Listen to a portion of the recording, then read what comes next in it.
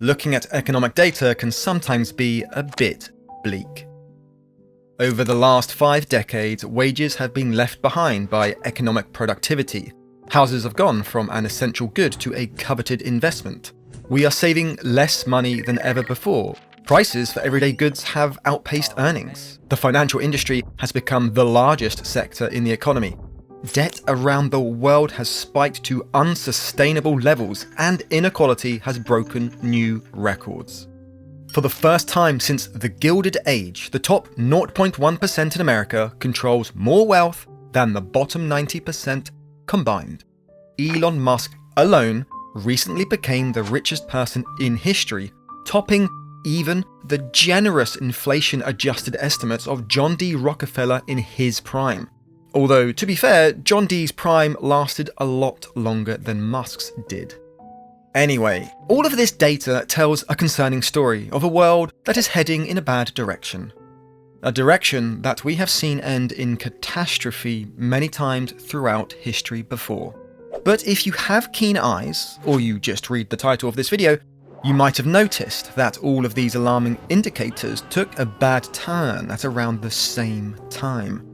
So what the f*** happened in 1971?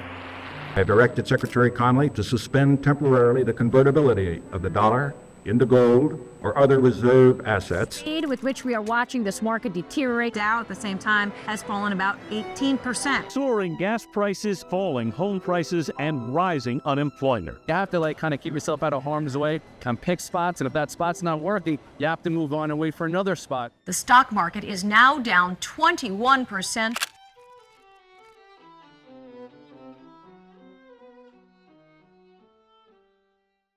On August 15th, 1971, then President Richard Nixon temporarily suspended the convertibility of American currency into gold, effectively putting the final nail in the coffin of the gold standard. Nixon never actually got around to reversing that temporary suspension. I guess something must have happened to him. Well, I'm not a crook. I've earned everything I've got. So yeah, this announcement in particular gets a lot of attention as the turning point in modern economic history. The dividing line between the golden age of capitalism. Before this, everybody got a house in the suburbs, a Ford Cortina and a stay-at-home wife. And afterwards, everything got worse year after year until today, where you will own nothing and be happy. It's a compelling message that aligns neatly with the idea that money is no longer real, since there is nothing physical backing it up. But there is a little bit more to it than that. For a majority of you watching from America, you should know that you actually have more of a right to own gold as a store of value today than you did back before 1971.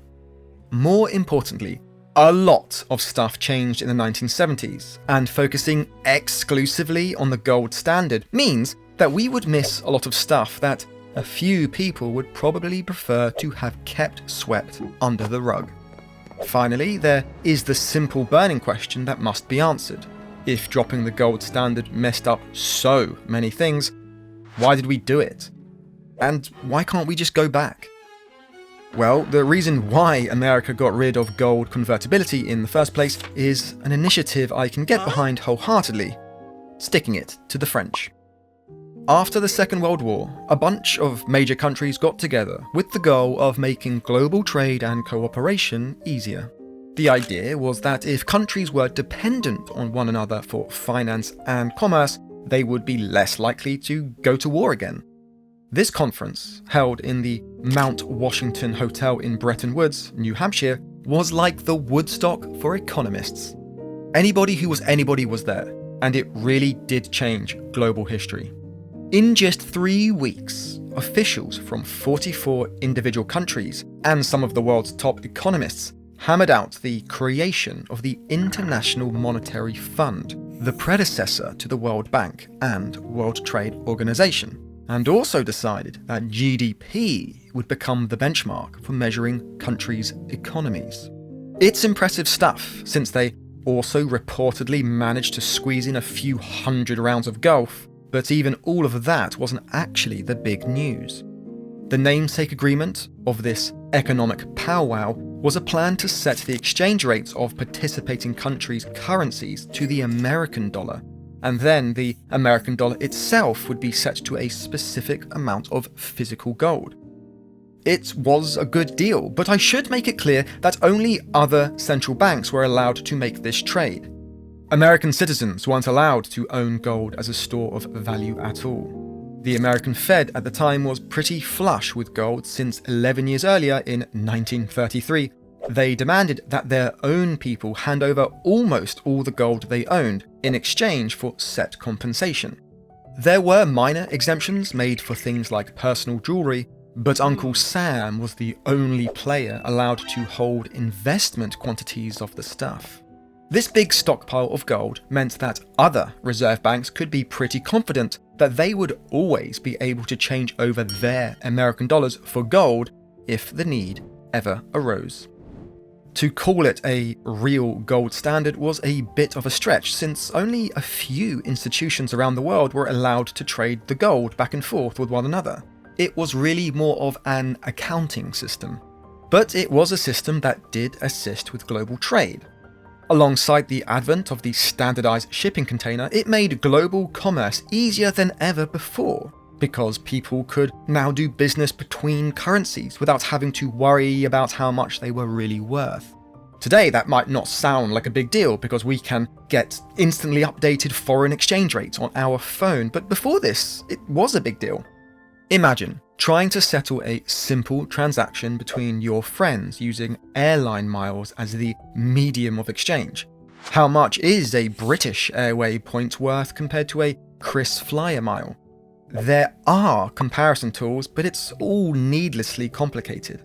Back in the 1930s, doing business internationally really was this complicated. The Bretton Woods system removed that problem entirely, and global trade boomed.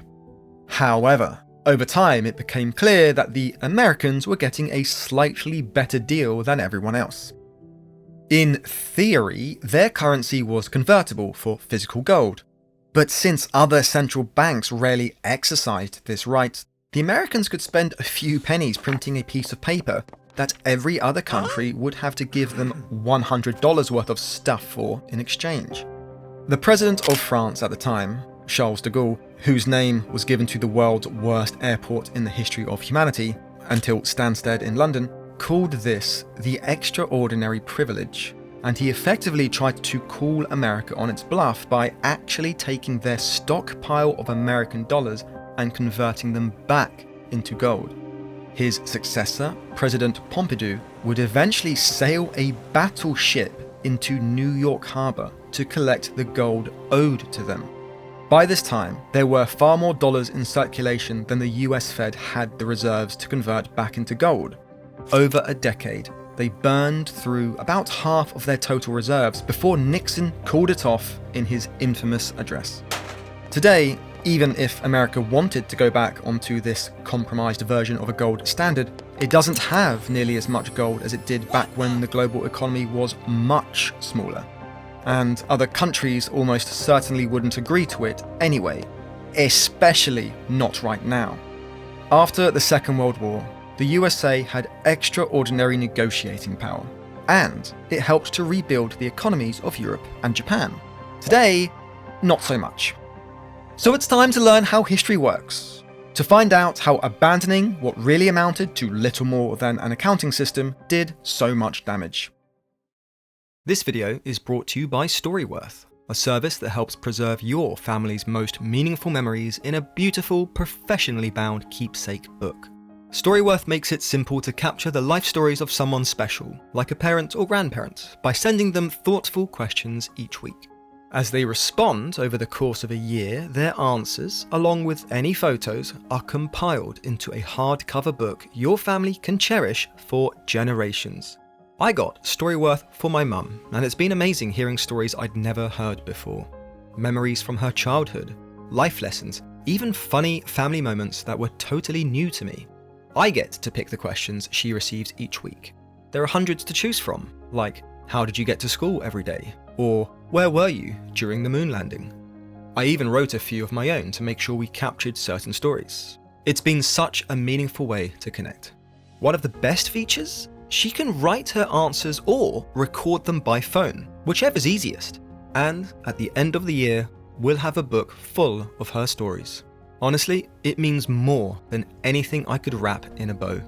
If you want to help your loved ones share their stories, just click the link in the description or scan the QR code on screen. Immediately following the suspension of gold convertibility, the price of gold relative to the dollar shot up by almost 1,000%. It did this for two reasons. The first reason was that people realized that their dollar reserves no longer worked as pseudo-gold reserves, so they rushed to rebalance their books. The second reason is that investors are naturally attracted to gold as a safe investment during uncertain times. Like the president resetting the global order of trade and finance? It's up to you which time in particular I am talking about, but in both instances, the price of gold rose dramatically. Now, some economists point to this as proof that money started losing its value the second it wasn't backed by something that couldn't be endlessly printed. Other economists argue that it was actually the Bretton Woods system that was distorting the free market. Gold was locked away and prescribed an arbitrary value as a trinket of exchange rather than being allowed to be priced accurately through the forces of supply and demand. Inflation did still exist between 1944 and 1971. In fact, it was actually one of the reasons why other countries realized that they were better off holding gold than USD. And it was also one of the reasons why Nixon decided to stop convertibility. So the idea that while the price of gold didn't really change for almost 30 years, this was proof to many that it simply was not being priced correctly. Initially, the American markets and the American people liked Nixon's move. The day after the announcement, the market rallied, but there were problems on the horizon. The price of oil rose sharply on the announcement because the oil states were less willing to sell their valuable energy source in exchange for paper backed by nothing. Unlike gold, oil wasn't something that was being buried in a vault somewhere. It was being consumed every day to power the world's industries. The price jump was felt by regular people across the globe, not just at the fuel pump, but in every good or service that was powered by fossil fuels, which was basically all of them.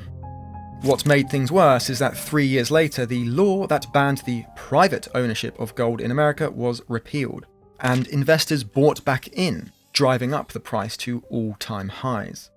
In a trend that was probably a shock to nobody, the rate of new money being printed in the US also roughly accelerated.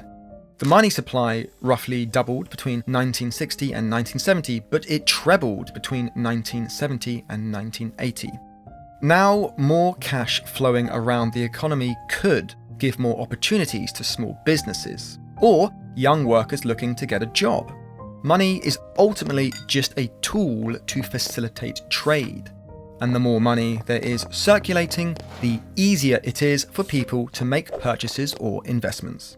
As long as things don't go too far, most economists actually acknowledge that a little bit of inflation can actually help regular people, because it ensures that the super wealthy don't just stockpile cash to hold onto value. Of course, the super wealthy have still become very good at hoarding wealth, but to make sure their fortunes grow faster than inflation, they do need to reinvest it into a portfolio of assets that should, at least in theory, benefit the entire economy. So then, if dropping the convertibility of gold wasn't to blame for everything wrong with our modern economy, what else changed in the 1970s? Well, something that you should look at in addition to all these scary charts is that gross domestic product also took off in the 1970s. And it did this for two reasons. Global trade continued to increase despite Bretton Woods falling apart and new technologies compounding to give us some of the most valuable modern businesses in history. With new global markets and finance being done around the world, a lot of fortunes were made, which naturally increased inequality by putting the people at the top further ahead. This is a less equal economy. But it did not necessarily mean that the people at the bottom were getting poorer. In fact, most of them were still getting wealthier, just not quite as fast. Dropping Bretton Woods in many ways let the government run the economy without being so boxed in. At the very least, if it wasn't to thank for this spike in growth, it probably wasn't to blame for all the other problems. What did have more of a real impact were government policies that were pushed ahead in the 1980s, most prominently by Margaret Thatcher and Ronald Reagan. A push to lower top income and capital gains taxes, reduce business regulation, privatize public industry, crack down on unions, and relax monopoly enforcement did a lot more to accelerate asset appreciation and inequality than the gold standard ever did. The last time that a company was successfully broken up by the Federal Trade Commission in the USA was in 1982. Since then, companies have grown much larger and more dominant, making huge fortunes for their owners, with more power over their workers. Even AT&T, which was the last company to be broken up as a monopoly, has re-merged with a lot of its severed parts.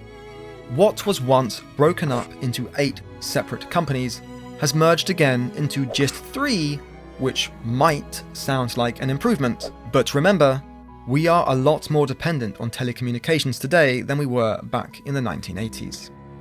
If you really critically look at some of these charts, you will notice that the inflection point doesn't actually happen in 1971, but more so a few years later at the start of the 1980s. But if you zoom out enough and put a big red arrow over the date you want to make a case for, humans are very good at seeing patterns where there really is none. There is also one other reason why all the charts around 1970 look like this, including the good ones. And fair warning, it has more to do with mathematics than history. Most modern economic data has 2 things in common. It shows exponential growth, and the collection of that data starts at the end of the Second World War. That means, like all data that shows compounding growth, it's going to form a hockey stick shape, and the 1970s is a natural inflection point. There is a big industry behind selling the narrative that gold can fix all of our problems.